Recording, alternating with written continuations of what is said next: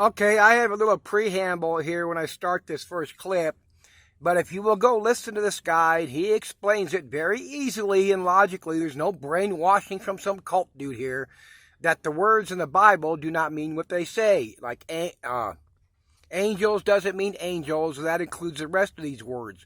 Husband, wife, earth, sons, daughters, sheep, rams, cherubim, temple, DNA, and so on. But let's roll. This is just good shit if people want to learn the truth, and you don't have to be in the Bible or Christianity. You can, if you can enjoy the Bible if you realize you know the Greek and the mythology and history, and you know this stuff was written tens or hundreds or millions of years before anybody put it in, carved it in stone, then parchment paper.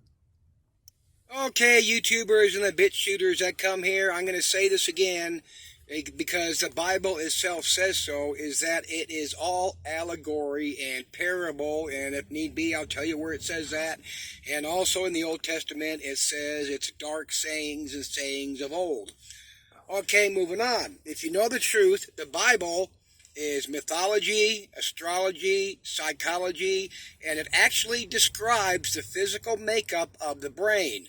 Okay, you can watch this guy's video on Cheribum and Cerebrum, and it'll prove that the Bible is talking about your brain. I'm actually going to show that clip. Anyway, here, I'm going to let him describe what the carnal mind means in the Bible. Christians hear this damn near every day or every Sunday in church, or they read it themselves or do it in Bible studies, and they have no clue what it means. Some do have a brain, but they're overrode by their religious upbringing. So let's see what this man has to say here.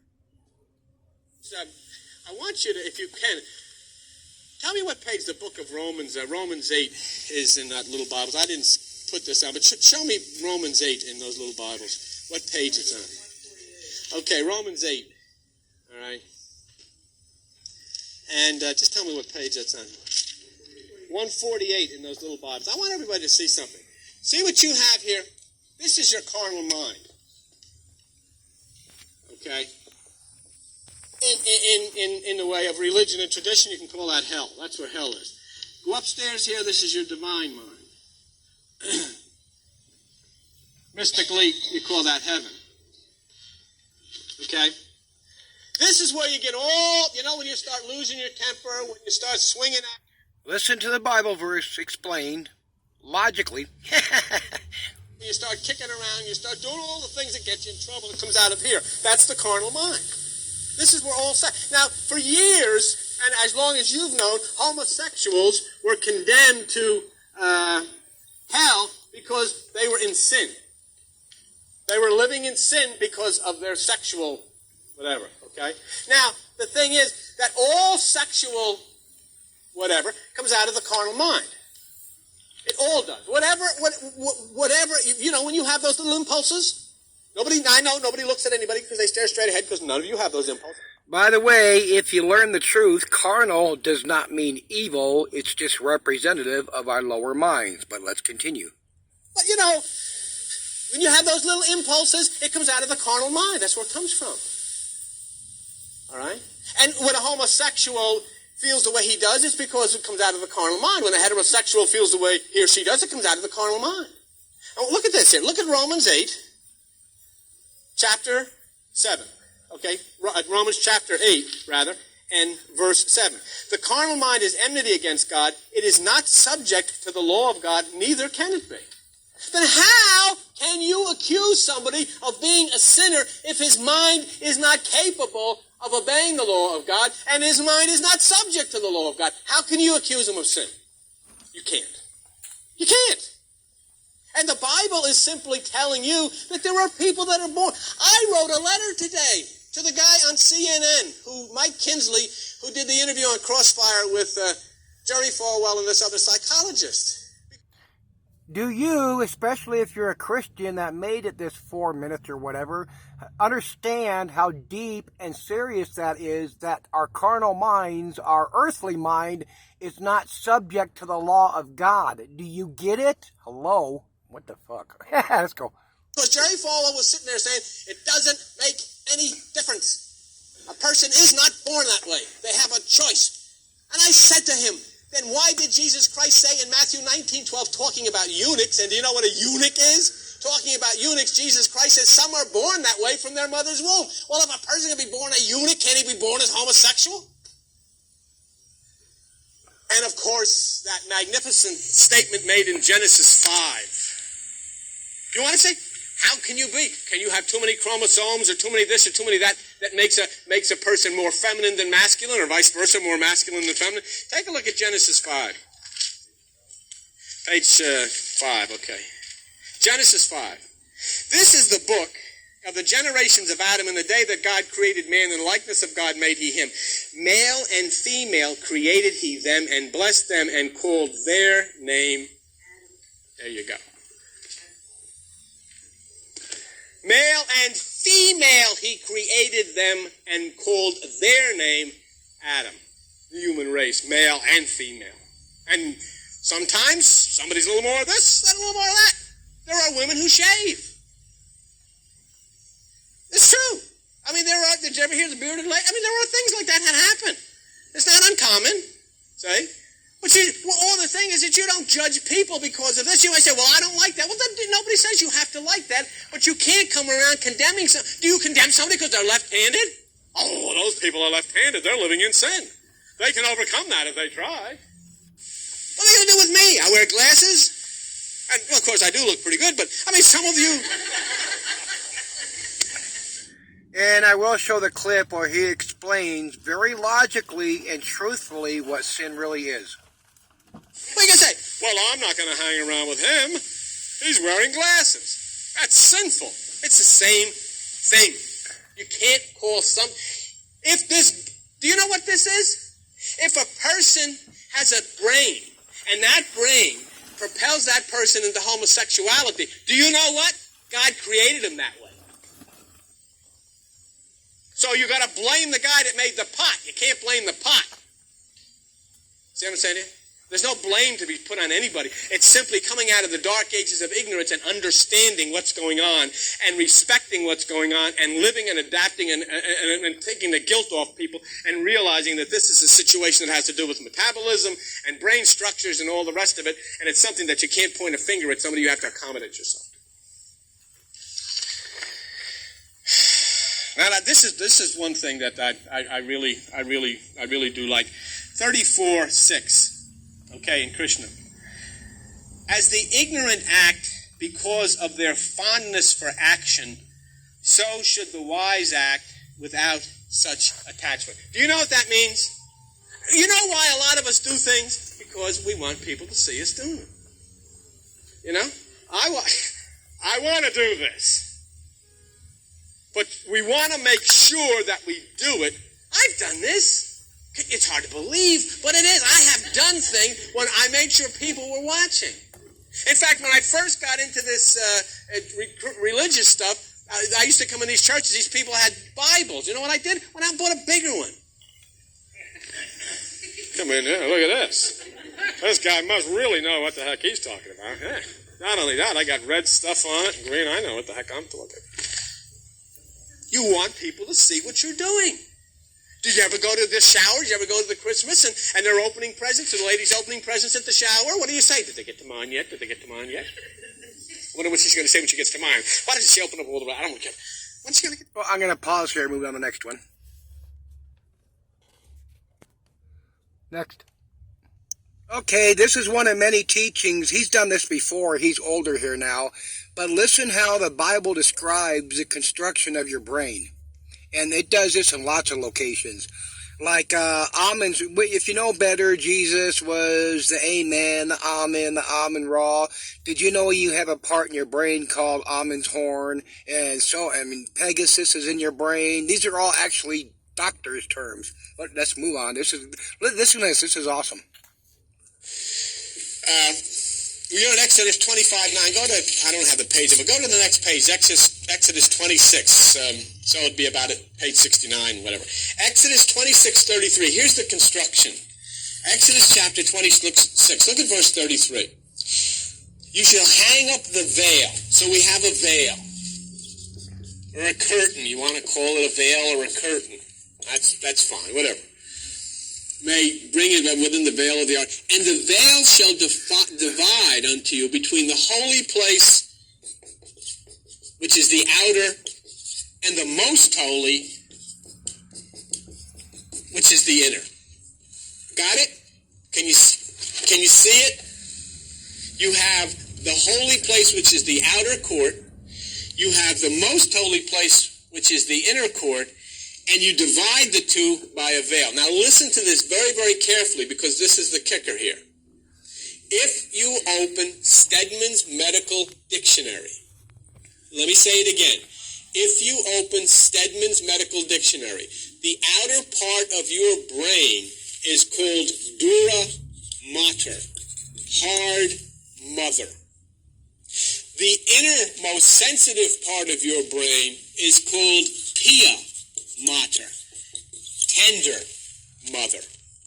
Pia mater and dura mater is separated by arachnoid, which is the web or the curtain or the veil. In other words, the construction given in the Bible of the tabernacle is anatomically exact as the construction in your brain given in Stedman's Medical Dictionary.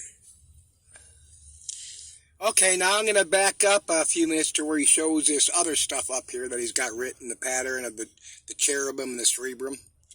I'm not going all the way back to the beginning here, but he explains it here. So, anyhow, I wanted you to look at one other thing about this dwelling place, and so that we can firm this up, and so that we can say the pattern is you. It is not a building. Watch this. Page 946. Hold your finger in that Exodus place. Page 946, the book of 2 Corinthians.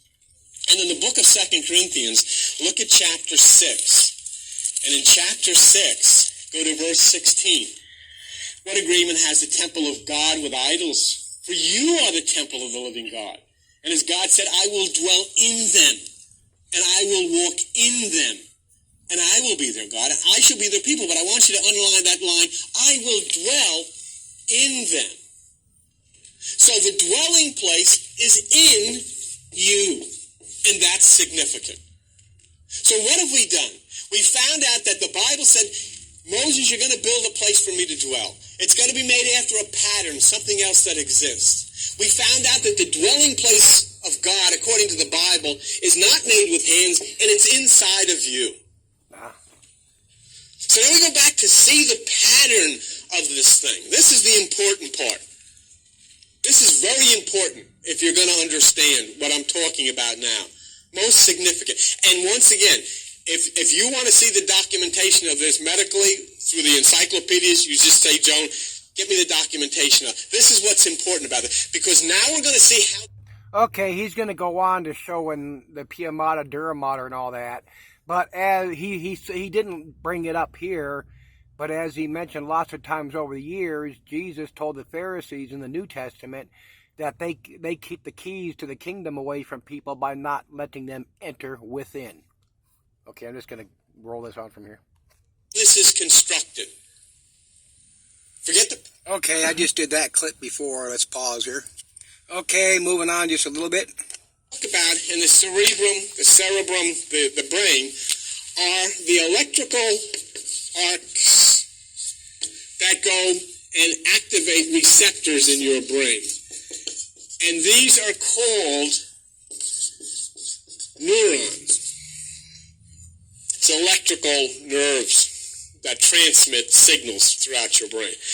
The first thing that you find when you look at Exodus chapter 25, verse 16, is what you shall put into the ark.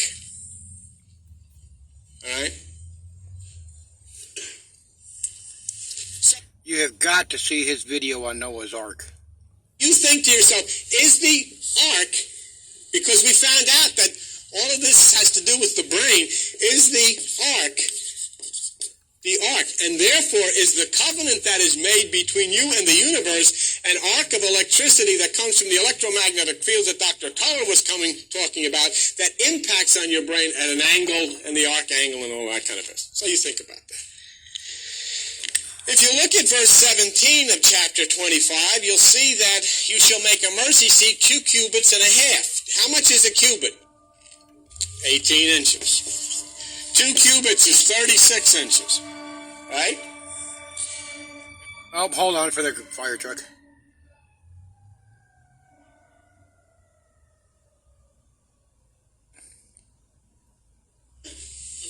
Plus 9. 18 inches is a cubit. 2 cubits is 36 inches. Plus 9 is 45. Huh? Yeah. 44 plus 5 equals 9. All right. The whole meaning of it is the number 9 is the number of consciousness metaphysically. And somebody yelled out last night in New York, a Jewish person was there. She says, I got some other news for you. I says, what is it? She says, number 18 in Hebrew means peace. Peace. When you understand number 9 is the number of consciousness, what else do you understand? 666 equals 18 equals 9. How many people are saved? 144,000 equals 9. John chapter 21, verse 6, Jesus says, cast your net to the right side, you'll catch fish. How many fish did they catch? 153 equals 9. It's talking about consciousness. Jesus didn't have time to fool around whether you're going to get fish. He's talking about catching life, gathering life into yourself. But now let's get to the thing that we came here for. Okay? I think I'm pausing here. Let me see. Alrighty, moving on.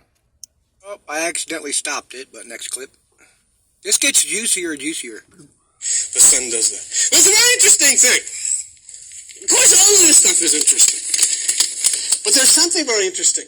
If you look at the first page, and you're to go into the actual ancient language of the Bible, in the original language, the name of the divine entity is Elohim. Elohim. Elohim. And what that, look at Genesis chapter 1. Let me show you what Elohim means. Look at Genesis chapter 1. You see verse 27? So God created a man in his own image, and the image of God created he him, male and female created he them. Okay? Now watch Genesis chapter 3. Genesis chapter 3, look at verse 22. And the Lord God said, behold, the man has become as one of us. Do you know what Elohim is? Elohim is the plurality, however you spell it, it's 2, okay? And Elohim means male and female. And do you know what? I know some of you know some of this, but let's keep going. Your system of religion couldn't deal with Elohim. And so Elohim does not appear in your Bible. We took that which was the name of the divine entity, which means the male and female. You know why? Because it's that male and female. There's male and female in everything. There's male and female in atom. There's male and female in electricity. There's male and female in every type of energy in the world. There is male and female. In our image, man has become as one of us. Male and female, he created him. That which is the power that rises up your spine is the female. But the church, the religionists, couldn't deal with that. And so in the Dark Ages, they got rid of the mother God. They killed the mother Elohim, and we are left with the word God. Couldn't deal with it because it's female. I'm telling you that in the original language, the name of the divine creator is Elohim, which means male and female. And it was deliberately removed and replaced with a non-entity by the name of God. For only one reason. Another thing I want to add in, on my BitChute channel, I got a comment when I talked about this guy about a month or two ago, saying, well, he teaches the same thing as Zeitgeist. Well, yes, he does, but he goes way beyond that. He explains what everything means in the Bible, all the allegories, and if you listen, it's true. And he was doing this stuff starting about 1983, 1984 on VHS tapes, something like 22 years before Zeitgeist came out. So a lot of people, I can guarantee you, on YouTube and stuff, got their information from this guy. Because women are not in any way, shape, or form to be able to be a part of that which we call the divine creator. Okay?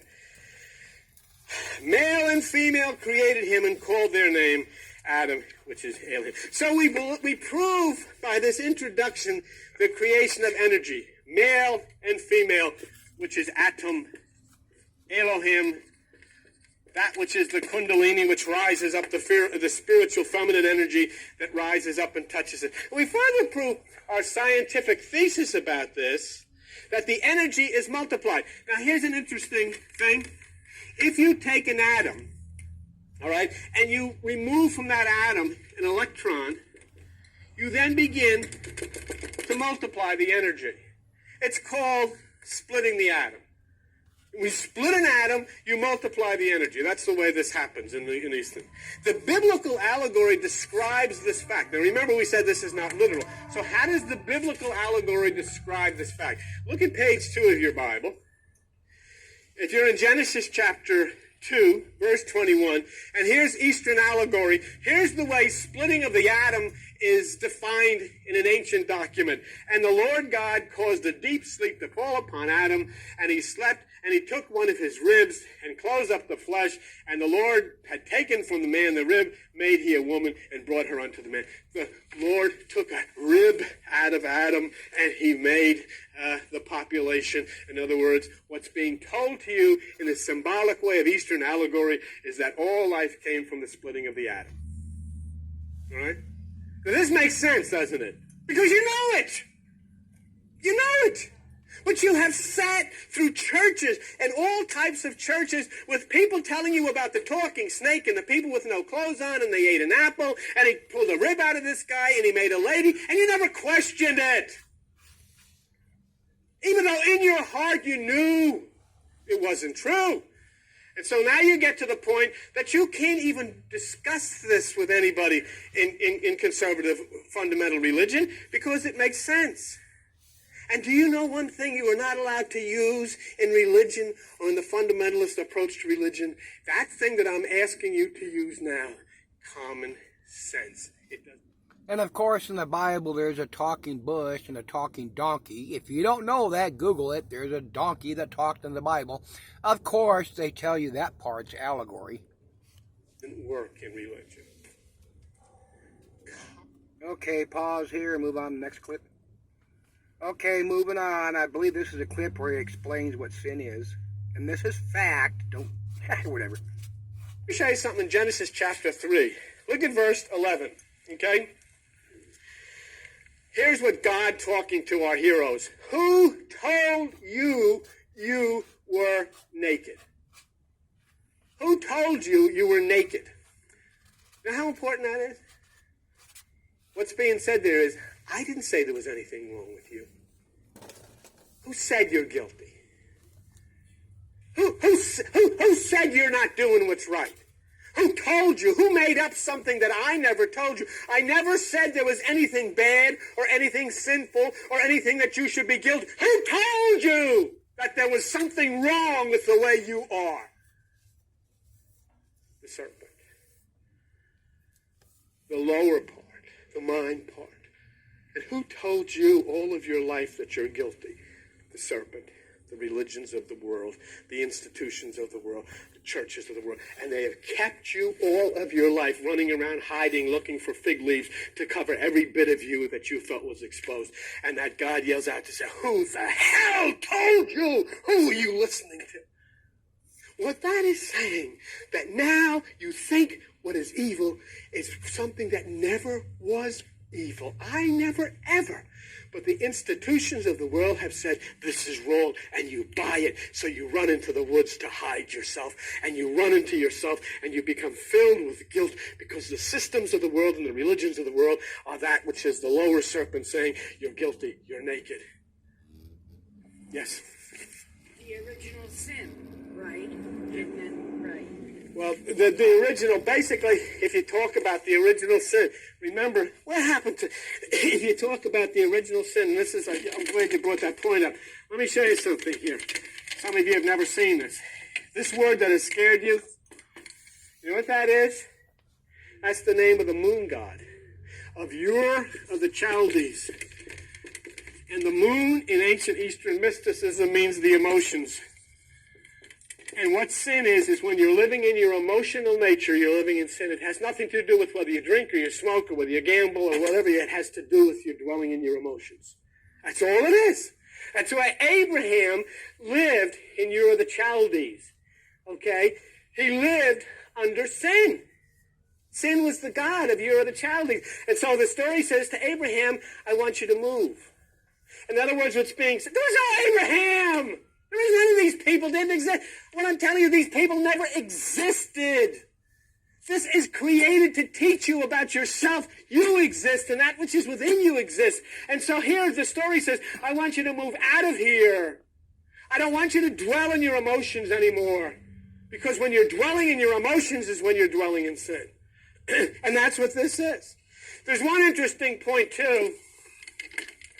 If you look in Genesis chapter 1, verse 14, this is talking about the creation of the stars. And it says, gosh, let there be lights in the firmament, and let them be for signs. You have your entire religious community running around talking about astrologers. Oh, they follow the signs. Where'd they get it from? Who said that that's what it's for? Who told anybody that the stars are for signs? It's in the Bible. You can't come against people and say, oh, you're not stepping in. God said that's what it's for. Okay? And so however you want to go with it, that's what it's for. Star was in the Bible. Yeah, Christians against astrology, yet let's not forget there were some people, some unnamed people, let's maybe think of the Magi, anyway, followed the North Star to Jesus' birth. Okay, we get a little bit, we run through that, we have a little bit of an understanding. The atom, the center of all life, was split. All things came. Then the evolution of the mind from that which was purely physical to that which was mental. The movement of the electrical energy in the mind. And now we come into the second part of the aspect. When you now have an atom, which is the physical, and you have an Eve, which is the mental, you give birth. Inside of you comes that which is Cain and Abel. Struggle.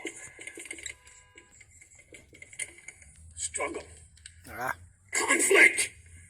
Inside of you is a conflict. Inside of you is a struggle. Inside of you it goes on. Okay? And this is the allegory of the left and the right side. If you're in China, they would call the story of Cain and Abel the story of yin and yang. The black and the white. And that's what the story's about. It has nothing to do with two people. These people never existed. Now, let me show you something. You know what the word Cain means? It means tiller of the soil. Your mind is the soil. Your mind is the earth. What you dig out, your own ideas, is Cain. Religion is Cain. This is my idea. This is our idea. This is our way to get to God. That which is the system, whatever it is, whatever techniques you're digging out of your own mind is Cain, the tiller of the soil. You know what Abel means? Keeper of the sheep. Sheep are divine thoughts. Keep your eyes on the sheep. Who are the first ones to see the Christ child? The shepherds. Why? Because they're watching the sheep. They're watching their thoughts. Got it? So you see the evolution, where we've come from? We started with the atom, the Big Bang. We started with the movement of electrical energy, which then started into the evolution of humankind, and then that was the incorporation of the mental. And then all of a sudden, when we had these mental faculties within us, and we were starting to take from that which was knowledge of good and evil, we got into some confusion. We then realized that inside of us is Cain and Abel. There is that which is our ideas. There was that which is God's ideas. Okay? And all the time, don't you do it all the time? I just come up with a great idea. Cain. Again, that does not mean your carnal, lower mind thoughts are bad. You're just not supposed to mix what you do in life with your your God consciousness, your Christ consciousness, your Krishna consciousness, your Buddha consciousness, whatever you want to call it. They don't mix. They don't go together. And I'm going to pause here and jump ahead just a couple minutes. Well, I guess I should have kept going. And here's the interesting part. What did Abel bring? The first of his flock. See? What's so important about bringing the firstborn? Let me show you what's so important about bringing the firstborn. Go to page 942. 1 Corinthians 15. And look at verse 45. The first man, Adam, was made a living soul. The last was made a quickening spirit. Now look what it says. Look at the very next verse. That was not first which is spiritual, but that which is natural. Afterward, that which is spiritual. When you come to that thing which you call God, what you must sacrifice is that which is the natural part. Yourself, your mind, your thoughts. Give it! And that's why he gave the first of those things that were coming out of his mind. Abel sacrificed the first part, which was himself. I have shut down. And how does Jesus say you sacrifice the first part, which is yourself? Take no thought. You've made your sacrifice. You've sacrificed the firstborn. It's the whole thing. It goes all the way through into Exodus, the firstborn of the Egyptians. Those things which are the part of your flesh, the lower part must be sacrificed. And then that which is the second part, which is the spiritual, can live. But they can't live together. Cain and Abel could never live together. Don't you see? They had nothing in common. The left has nothing in common with the right. The lower has nothing in common with the higher. Light has nothing in common with darkness. Cain has nothing in common with Abel. Those which are the divine part of the right side of you have nothing in common with that which is the left side, the carnal side. Okay? And so then, here we have the importance. I've given the first part. I've given myself. I've given my thoughts. I've given my mind. See, what the heck does it make any difference whether you study under somebody? What difference does it make if you go to a conference or a seminar? What difference does it make if you go to all of these places and you've still got this? Doesn't make any difference. All you are is a smart Cain. But you're still Cain. But when you've given it, and there is no more intelligence, then you're starting to give that which is holy, and then which comes pouring back is the wind that comes from the east, the knowledge, the wisdom, the understanding. Did you want to say something?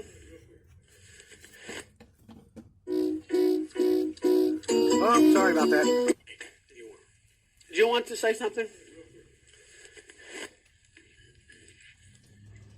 Something that jumped out at me from verse 3 and 4 in Genesis. It says, in the process of time it came to pass that Cain brought the fruit of the ground.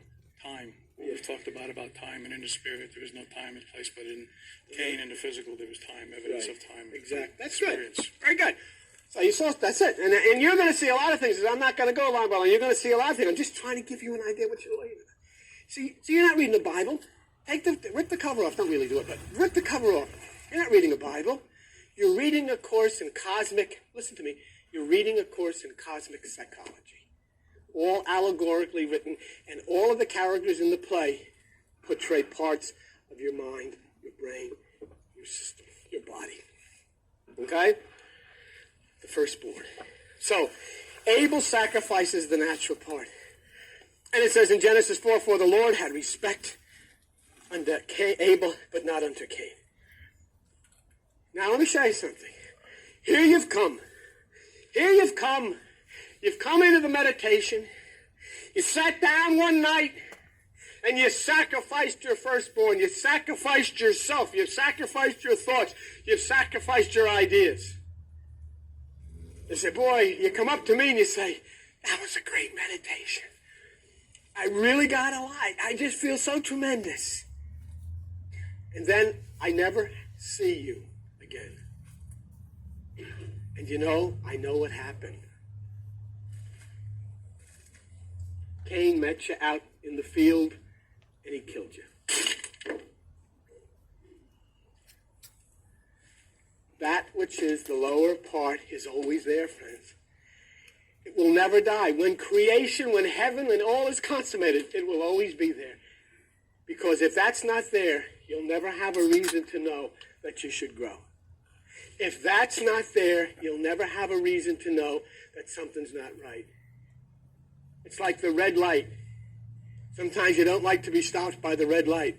But if that red light is not there, you'll never have a reason to know that you should stop. Cain is that stop sign. Okay? But I'll tell you something, and I don't care how long you've meditated, and I don't care how sharp you think you are spiritually. Cain's lurking in that field every minute of the day. And if he catches you alone, in other words, he kind of catches you with your pants down, when you least suspect it, he'll nail you. And you'll find a reason not to meditate. You'll find a reason why you should stay away. You'll find a reason why you should do something else. He'll make it clear. He'll make it very, very clear. Look at Genesis chapter 4, verse 8. Genesis chapter 4 and verse 8. It says, and Cain talked with Abel his brother. When they were in the field, Cain rose up against Abel his brother and slew him. He talks to you, doesn't he? Isn't that the first thing that always happens? You don't just decide, I'm not going to do this anymore. It comes into your mind. You know, oh, I got to do this, you got to do that, you got to do the other things. Other things, life's too important. You're dead. You are dead. And you've been killed by your brother, which is your mind. It's killed you. But it's so important, you can't live without that. Look what it says. Genesis. Okay, that does not mean that anything your person, your lower mind has you do, sex, smoking, drugs, otherwise, that doesn't mean any of that's wrong. That means you feel guilt over it because of society and religion, okay? Don't misunderstand this guy sometimes. Chapter 4, verse 14. And here's a little part that you know that this is an allegory, and it's a symbolic story. Cain says to God, you've driven me out of the face of the earth. My face shall be hid. I'll be a fugitive. It shall come to pass that everyone that finds me shall kill me. Tip? Only takes one, right? Everyone's going to kill me. And then it says in Genesis 4:15, a mark is placed on Cain. Because there will always be that part of you. Because without that, you cease to exist as a functional human being. You then become a puppet. And you were not created to be a puppet. You're always going to have that left side. Here's the point. Okay, watch it. Abel's the horse. Cain is the cart. What's your challenge? Put the horse before the cart. Most of us, our lives, the cart's been pulling the horse. And now's the time to get it right and have the horse pull the cart. All you want to do is you want to have, I don't want to lose this. I don't want to lose this. I like to go to Jimmy Buffett and concerts, and I like to rock and roll. I want this. Do you know what I'm saying to you? Look at all the things. Look at your nice clothes, the feelings you get. You want to have all of this. This is great to have. But the point is, how do you put it in perspective? How do you make sure that the control comes from the God side? This is the part, ice cream and chewing gum and going on vacation and messing around, different things, going to Atlantic City. This is fun part. This is life. You can't see the Alps, and you can't go to Japan, and you can't fly in a plane unless you got this. So a mark is placed. This will always exist until the end of time. Your challenge is just to understand this part has to be subjected to that part. You know what this is?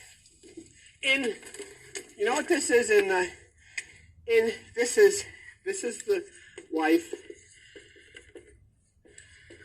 and this is the husband. Okay?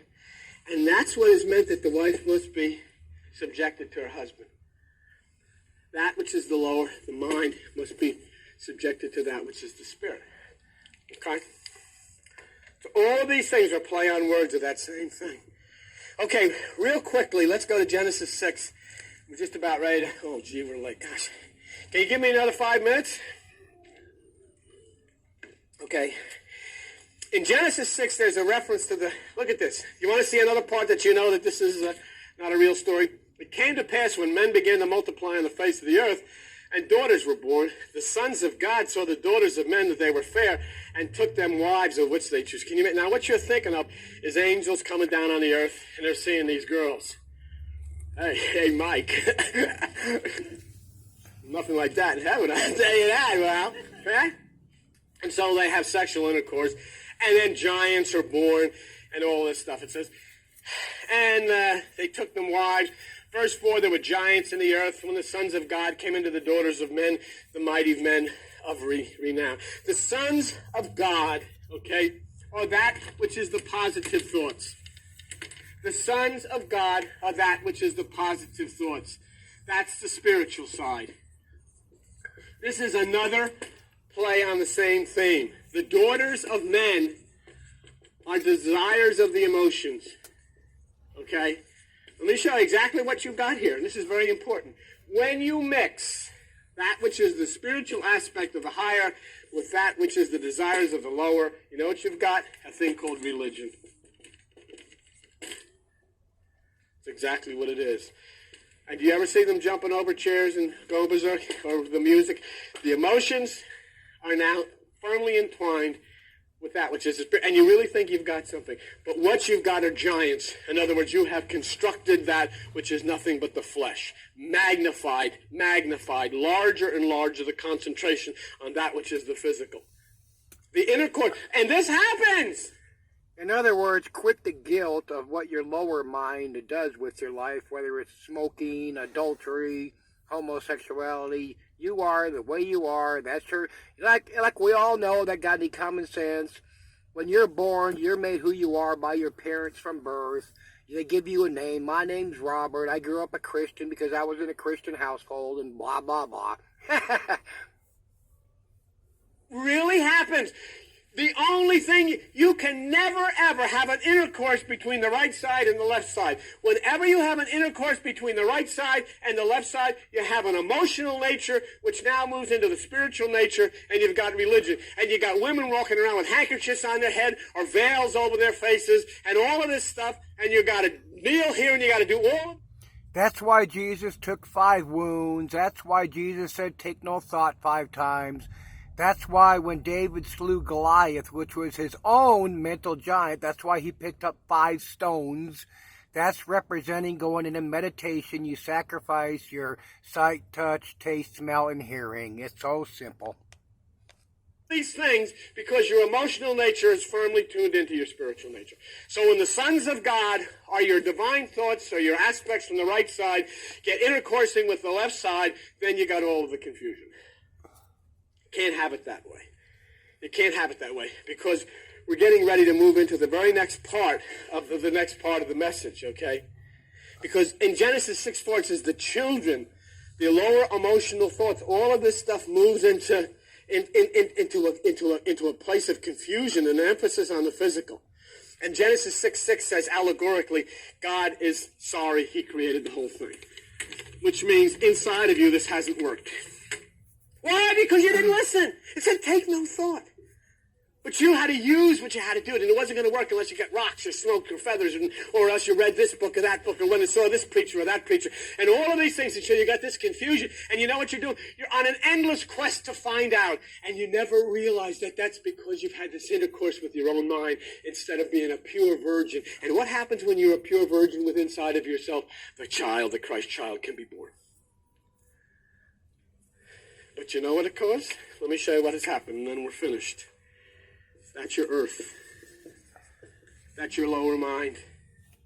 Right? Just wake up for just 10 seconds more. I promise it's over. That's your lower mind, right? What's going to be necessary in order to get all of that crap out of you that has come from your intercourse with the lower mind and your spirit? You got to be cleansed. You got to move into the second stage of consciousness, which is water. There's got to be a baptism. And so it says in the Bible, God brings a flood. And then we go into the Noah story, which is actually the movement of the lower mind to the second stage of consciousness, which is earth, which is water. And from that point, you'll rise up to the mountaintop. You'll be in the air. And then you'll be touched by that which is the fire. And that's what the Bible says, and that's what the song says. I'm not going to destroy it by water anymore. In this age of Aquarius, you're not going to be hit again by water. You're going to rise above the order. It won't be water, but fire next time. It won't be the second stage of consciousness. You will have evolved to the fourth stage of consciousness. Huh?